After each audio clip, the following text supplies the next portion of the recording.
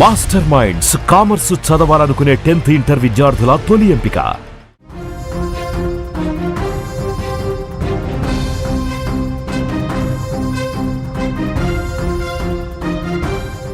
Breaking news చూస్తున్నాం. జీడిమెట్ల తల్లి హత్య కేసులో షాకింగ్ నిజాలు బయటకు వస్తున్నాయి. తల్లిని చంపాలని ప్రియుడిని బెదిరించింది బాలిక. తన తల్లిని చంపకపోతే ప్రియుడి పేరు రాసి ఆత్మహత్య చేసుకుంటా అంటూ హెచ్చరిక కూడా జారీ చేసింది.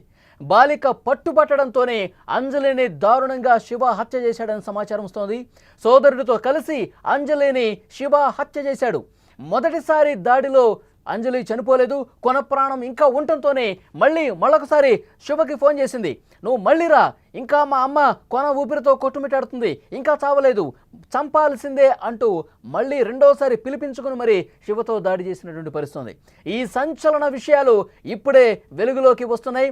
ఈ దాడికి సంబంధించి పూర్తిగా కూతురు ఆ తల్లిని ఎంత దారుణంగా చంపిందన్న విషయం పోలీసుల దర్యాప్తులో షాక్ అయిపోయేటువంటి విషయాలన్నీ కూడా బయటకు వస్తున్నాయి.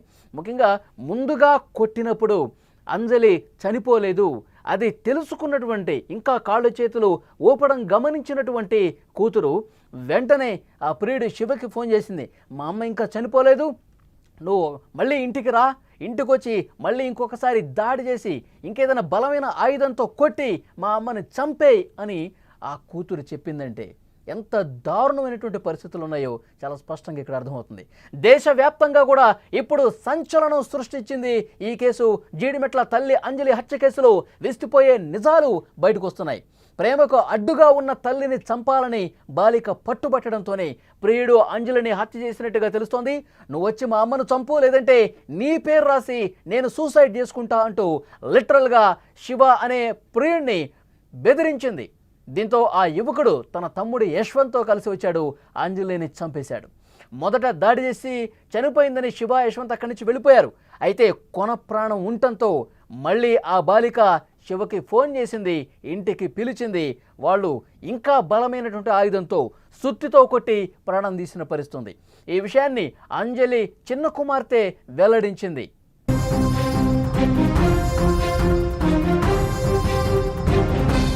నిజామాబాద్ జిల్లా ఏనుగుర్తికి చెందిన సట్ల అంజలి ఇద్దరు కూతుళ్ళు ఉన్నారు. వారిలో ఒకరు 10వ తరగతి చదువుతున్నారు, మరొకరు 8వ క్లాస్ చదువుతున్నారు. వారితో కలిసి అంజలి షాపూర్ నగర్ హెచ్ఎండి సొసైటీలోని ఓ ఇంట్లో అద్దుకుంటున్నారు. అయితే పెద్ద కూతురు నల్గొండ జిల్లా కట్టంగూరుకు చెందిన శివతో ఇన్స్టాలో పరిచయం ఏర్పడి అది ప్రేమకు దారితీసింది. దాదాపు 8 నెలలుగా వీరి ప్రేమ వ్యవహారం నడుస్తుంది. అసలు దీన్ని ప్రేమ అనకూడదు, పూర్తిగా సోషల్ మీడియా ప్రభావంతో ఒళ్ళు కొవ్వెక్కి మదమెక్కి బరితెగించినటువంటి వ్యవహారంగా దీన్ని చూడాల్సిన అవసరం ఉంది. ఈ నెల 19వ తేదీన శివ అనే అతన్ని ఇంటికి పిలిచింది. ఆ తర్వాత వాళ్ళిద్దరూ కూడా పారిపోయారు. అనంతరం కూతురు కనిపించట్లేదంటూ శివ మీద నాకు అనుమానం ఉంది అంటూ పోలీస్ స్టేషన్లో ఆ తల్లి కంప్లైంట్ ఇచ్చింది. రంగులోకి దిగారు పోలీసులు, వాళ్ళిద్దరిని పట్టుకున్నారు. అతడిపై పోక్సో యాక్ట్ కింద కూడా కేసు నమోదు చేశారు. ఆ తర్వాత ఆ బాలికను తల్లికి అప్పగించారు. అప్పటికే కక్ష పెంచుకుంది, తన ప్రేమకు ఒప్పుకోవట్లేదు, పోలీసులకు కంప్లైంట్ చేస్తుంది. ఎలాగైనా సరే తల్లిని హతమార్చాలి అని చెప్పి ఆ కూతురు అనుకున్నది.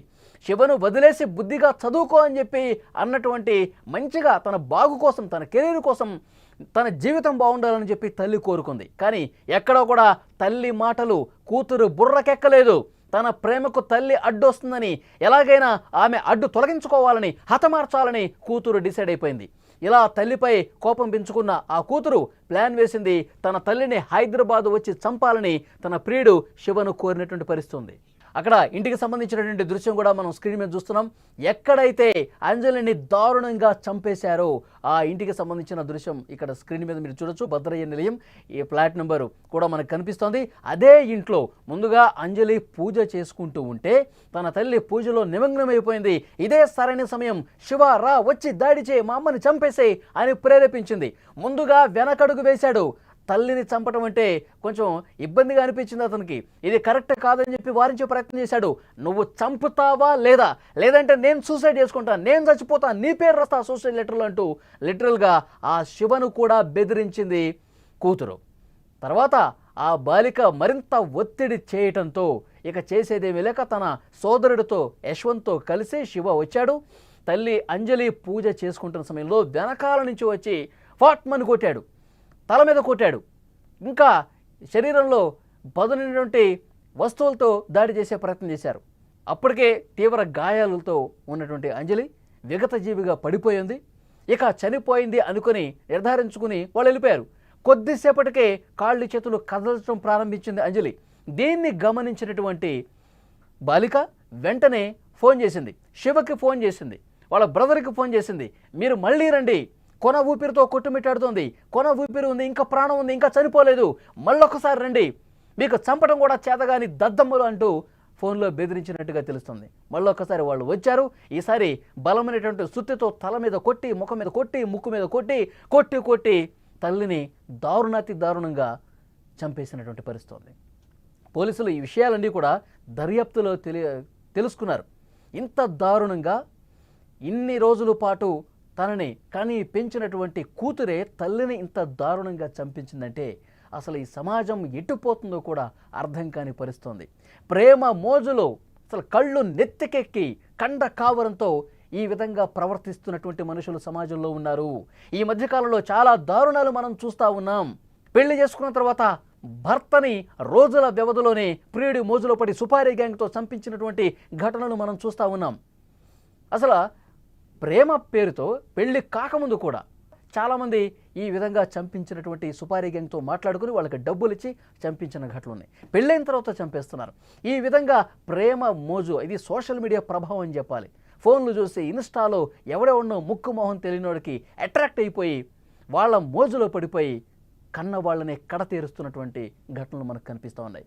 ఇతను నల్గొండ, ఈ ఉండేదేమో హైదరాబాద్, అసలు సంబంధం లేదు, ఆ ఊరు కాదు, ఏరియా కాదు, ఎక్కడో ఇన్స్టాలో పరిచయం వాడని చెప్పి అతనితో ప్రేమ పేరుతో నాటకాలు ఆడి వెళ్ళిపోయింది. ముందు వెళ్ళిపోయి ఆ తర్వాత పోలీసులకు కంప్లైంట్ ఇస్తే ఈ శివ అనే వ్యక్తితో తరచుగా మాట్లాడుతూ ఉంటుంది, అతని మీద అనుమానం ఉందని చెప్పి పోలీసులు చెప్తే వాళ్ళిద్దరిని పట్టుకొచ్చి మళ్ళీ ఆ కూతుర్ని తల్లి దగ్గర అప్పగించారు.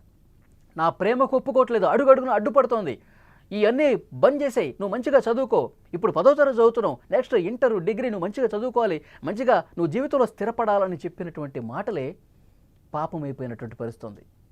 ఆ ప్రేమకు అడ్డొస్తున్నావు అని చెప్పి అడ్డు తొలగించుకున్నటువంటి తల్లినే ఎంత దారుణంగా చంపించుకోండి.